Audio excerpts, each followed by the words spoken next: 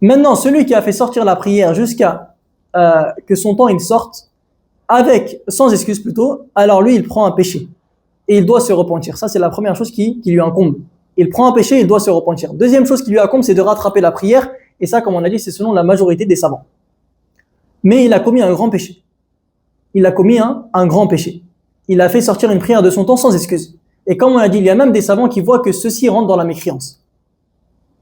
Comme on avait cité là, c'était l'avis de Ibn Baz rahimahullah, que celui qui fait sortir une prière de son temps volontairement sans excuse, alors il y a des savants qui voient qu'il a mécru par cela.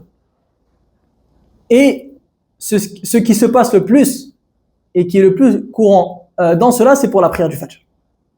Il y a beaucoup de gens qui sont négligents pour la prière du Fajr. Ils mettent le réveil pour le travail, mais ils ne mettent pas le réveil pour la prière du Fajr. Et ça, c'est parmi les grands péchés. Car il se peut que le travail il soit plus tard que la prière du Fajr et qu'ils mettent le réveil à la fin de la prière du Fajr, lorsque le temps il est sorti. Donc ceci, mes frères et mes sœurs, c'est parmi les grands péchés. Et la personne, elle doit se repentir et elle doit rattraper la prière selon la majorité des savants. Mais comme on l'a dit, il y a même des savants, comme Ibn Uthaymin rahimahullah, il voit qu'il ne doit pas rattraper la prière. Et même s'il l'a pris 1000 fois, elle ne sera pas acceptée de lui. Pourquoi ? Car il l'a sortie de son temps sans excuse.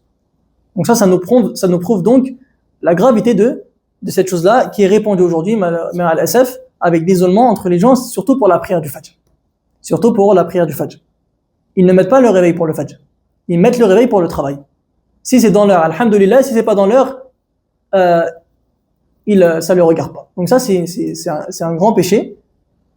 Et comme on a dit, il y a des savants qui voient que ceci fait sortir de l'islam. Donc il incombe à la personne de faire attention à cela.